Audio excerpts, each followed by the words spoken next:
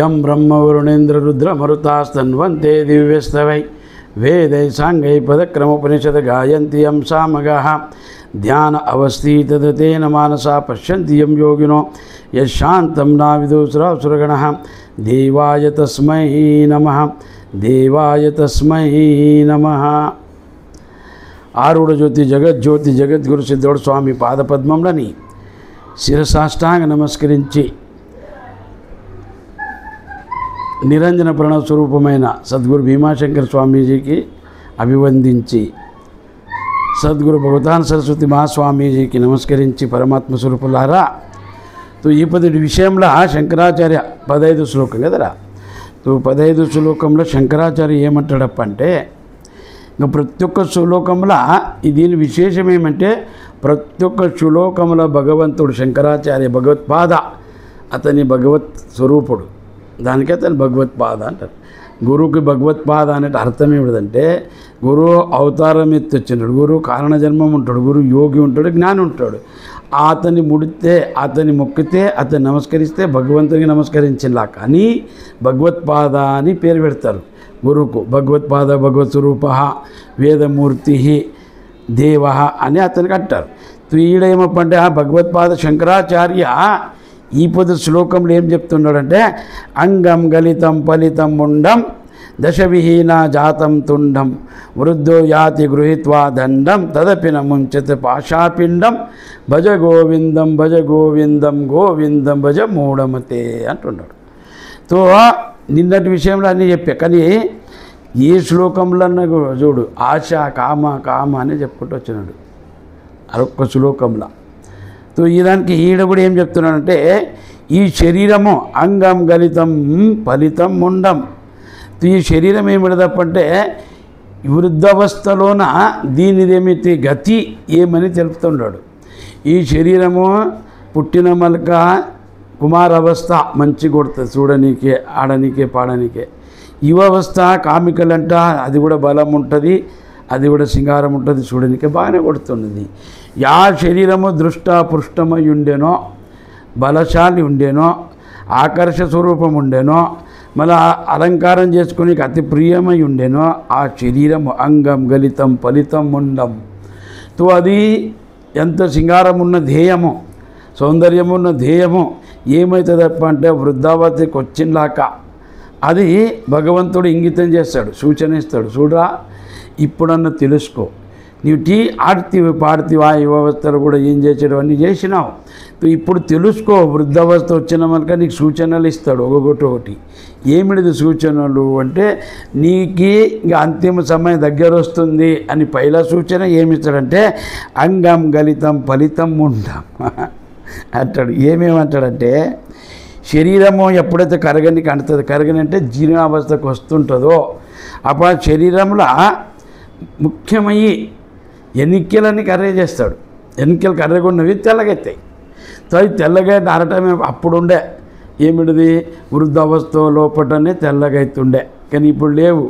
ఇప్పుడు ఏమంటే chemical reaction నుంచి, మళ్ళంటే శరీరంలో వాతావరణం ప్రకోపం నుంచి, మళ్ళా ఆహారంది వికృతి నుంచి చిన్నపిల్లలు కూడా ఎన్నికలు తెల్లగైతుండే. దానికి అది ఒప్పరు. ఇప్పుడు విజ్ఞానులు శాస్త్రకర్తలు ఇన్నట్టోడు ఏం చెప్తాడు అన్నట్లా. అట్లేం లేదు, ఎన్నికలు తెల్లగట్టి వృద్ధావస్థ సూచన అన్నీ కాచి ఇప్పుడు సందర్భంగా ఈ సమయంలో మాత్రం ఎవరు ఒప్పరు. ఠీకే అది ఉండని. ఈ ఆధ్యాత్మిక దృష్టికోణం నుండి మనం చూస్తే ఏమంటుండదు అది ఈ శ్లోకార్థము. అంగం గలితం ఫలితం ఉండం. ఈ శరీరం ఎప్పుడు జీర్ణావస్థకు వస్తుందో, జీర్ణావస్థకు వచ్చినప్పుడు ఈ తోలు ఏముండే కదా సటీకమైంది, మళ్ళంటే స్పష్టమైంది, సుందరమైనది ఏమవుతుందప్ప అంటే అది యార్ల పడుతుంది. యార్ల పడ్డప్పుడు అది లెగ్గితే వచ్చేస్తుంది, లెగ్గితే యార్ల పడుతుంది. రెండోది ఏమప్పంటే ఎన్నికలు కర్రగున్నవి తెల్లగా అవుతాయి. ఇది మరి తెల్లగా అయితే అవుతాయి. ఒకరికి ఏమప్పంటే అవి విడిచిపెడతాయి, శిరస్సుని ఈడుస్తాయి. ఇప్పుడు ఏమవుతారప్పంటే ముండం కూడా ఆ ఎన్నికలు ఇడిచి ఏమైతే టక్కలు అంటారు కదా, అట్లా ఎన్నికలు లేని లెక్క అవుతుంది. అంగం గలితం ఫలితం ముండం దశ విహీన జాతం తుండం. మళ్ళా అది అయిపోయి ఒక్కటే ఉండలేదు, కళ్ళు తక్కువ అవుతుంది చూసాడు దృష్టి. మళ్ళీ పండ్లు ఏమప్ప అంటే ఒకటొకటి పడతాయి. దశవీన జాతం తుండం, ఈ ఒక్కొక్క పనులు పడుకుంటూ వస్తాయి. వృద్ధయాతి గృహత్వం దండం, ఇక శరీరం ఏమంటే బొక్కలు చక్కగా వంగుతాయి, నడవనికి రావు, నడుముల నొప్పి, కాళ్ళ నొప్పి, మోకాళ్ళ నొప్పి, ఇవన్నీ అవి ఏమవుతుంది అంటే కట్టెబట్టుకుంటాడు. గృహత్వం దండం తదపిన ముంచదాశాపిండం, ఇవన్నీ సంకేతం ఈశ్వరుడు శరీరానికి ఇస్తుండడు. వృద్ధావస్థకు చేరినవరా, పోతుండవరా, మునుగుతుండవరా, ఇప్పుడన్నా లేవు, ఇప్పుడన్నా లేచి జాగ్రత్త ఆవు, పండినావు ఏదైనాలోన మోహంలోన. ఇది ఆ కామం చూడు, యువావస్థలో ఉంటే చేసిందంటే చీకే, వృద్ధావస్థలు కూడా వాడికి అపేక్షలు ఉంటావంట, భోగాపేక్ష ఉంటుందంట, అది ఇడుచలేదు. దానికి ఏమన్నాడు, తదపిన ముంచదు ఆశాపిండం, ఈ ధ్యేయం పోకిన ముందు ఆశ మాత్రం విడవది. ఇది ఎట్లుండదు, మహారోగికి కూడన్నా భోగం బేకని అపేక్ష ఉంటుందంట. శరీరం యాదైతే శరీరంని, దానికే ఈ వైరాగ్యం వచ్చింది. ఎవరికి గుర్త ఇవన్నీ చూసి వైరాగ్యం పొందింది గౌతమ్ బుద్ధుడు, సిద్ధార్థ్. అతని చరిత్రంలో ఈ విషయ దోషానుదర్శనం, వైరాగ్యానికి కారణం ఏమిటిది గౌతమ్ బుద్ధునికి అంటే, విషయ లోపట దోషం చూసిన దానికే అతని మనసు పరివర్తనమా, సన్యాసక్కడవా, ఆధ్యాత్మికడవా, ఈ జగత్తు వద్దు అని. ఎందుకంటే అతని చిన్న పిల్లగాడు ఉన్నప్పుడు గురు భవిష్యవాణి చేసేవాడు. గురు ఈడు పుట్టినాడు నీకు లేక తపస్సు చేసి పూజలు అర్చన చేసిన మళ్ళక ఈడు మహాత్ముడవుతాడు, ఈయన్ని చూసేందుకు నేను ఉంటలేనని ఆ గురువు వచ్చేస్తే నమస్కారం చేసిపోతాడు. ఈడు తిరిగి చెప్పేటప్పుడు నేను ఉంటలేను అని నీ ఇంట్లోకి వెళ్ళి బయటికి కిడవకు, నీవుకి ఈడు బేక అంటేనేమో బయటి సమాజని, జగత్తుని, ప్రపంచమని చూపకు అంటారు. సరే అని అతనికి ఆటపాట ఆడడానికి పిల్లలు ఇంట్లోనే రావాలి, అతనికి ఏమప్పంట చదువు చెప్పేటోడు ఇంట్లోనే రావాలి. ఇట్లా ఆడుకుంటా పాడుకుంటా పెద్దోడు యువస్థ అయిపోయిన ఒక పెళ్లి చేసి సుందరమైన యశోధరాని ఒక రాణిని తెచ్చి పెళ్లి చేసి కొడుకు ఉంటే అతనికి కొడుకు, అతని పేరు రాహుల్ అని పెట్టిరి. సరే పెళ్ళి అయిన మళ్ళక అతను ఏమప్పంటే ఉండే మళ్ళక అందరి పిల్లలు ఏం రా, చిన్నప్పుడు బయటికి రాలేదు, యువావస్థలో రాలేదు, పెళ్ళి అయినప్పుడు కూడా రావా, ఒక్కనాడన తిరుగు అని అంటారు. రథం మీద గుక్కొని అతను ఏం చేస్తాడు, ఇక సార్థికి చెప్తాడు, నన్ను తీసుకుని ఊరు భ్రమణ చెప్పి, ఇప్పుడు నీ చిన్నపిల్లగానే పెద్దగా అయినా నా పెళ్ళైంది కొడుకుంటాడు నాకు, నువ్వు ఏం చేసినాకే బయటికి తిప్పు, ఊరు భ్రమణ చేసాడు ఉండదు, నాకు చూసి వచ్చాడు ఉండదు ఊరిని అని వెళ్తాడు. వెళ్ళినప్పుడు అతనికి ఏమవుతుందప్ప అంటే, పైలా వెళ్ళేటప్పుడు ఒక పీనిగి పోతుంటుంది, అందరు డోలు బజేసుకుంటా దాన్ని ఏడుచుకుంటా పోతుంటారు. టపెట్టు కొట్టుకుంటూ పోతే అడుగుతాడు, ఎవరు ఏం మోసుకొస్తే, అది సచ్చింది పీనిగే, అది శవము, ఆ శవయాత్ర కూడా ఆలు పిల్లలు ఏడుస్తుండరు. అతని వాయ ఇప్పుడు ముంగల రేపు లేకుంటాడు, ఇప్పుడు ఇతను పోయి పూనుస్తారు, కాలుస్తారు, ఏ విధి ఉండదు చేస్తారు. రేపు ఈ దేయం ఉంటలేదు, ఇన్ని దినాలు ఉండే ఈ దేయం ఇప్పుడు ఉంటలేదు. అట్లన్నా అందరికైతే ఇంతేనా, ఇంతే అని అంటాడు. ఆడ ముంగడికి పోతాడు. ఇంకా ముంగడికి పోయినా మనక ఒక వృద్ధురాలు కట్టె పట్టుకొని రోడ్డు దాటుతుంటుంది, మార్గంని దాటేటప్పుడు నిలబెడుతాడు రథంని. నిలబెట్టి అందరు పిల్లలు ఏమప్పటావండి మస్కరి చేస్తుంటారు, అవ్వ అని ఆవిడకి కొంగి గెడిది రైకి గెడిది ఇక దాటిస్తుంటారు, ఆవిడని హాస్యం చేస్తుంటారు, మజాక్ చేసుకుంటారు, దాటిస్తుంటారు. ఈ సార్థి చెప్తాడు చూడు, ఆవిడ ఎవరని అడుగుతాడు గౌతమ్ బుద్ధుడు.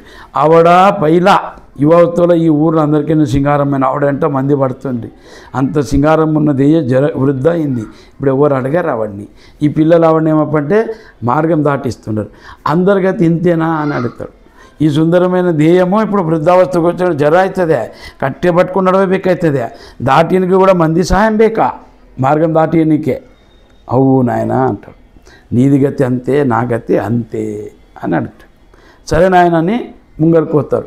ముంగలకు పోయినప్పుడు కుష్ఠరోగి ఉంటాడు, వాడు భిక్షాడానికి వచ్చినప్పుడు మంది రాళ్ళతో కొడతారు, దవ్వు నీ శరీరం అంతా పాడైంది, ముంగలికి రాకు అని. అయినా కొన్ని కొట్టినా కూడా అట్లే భిక్షమాడుతున్నాడు, తీసుకుపోయి తింటుంటాడు.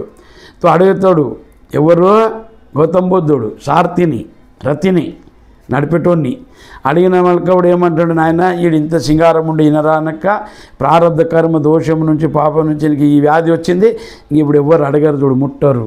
అయినా మనకి బతకాలని ఆశ ఉండదు. ఎవరికి, ఆ రోగికి. ఒక్కటి ఆశం పెట్టుకోరి, కామం అనేది ఇంత తీవ్రమైన ఉంటుందంటే కట్టికి కూడా చీర కడితే దాన్ని ఇడవరంట.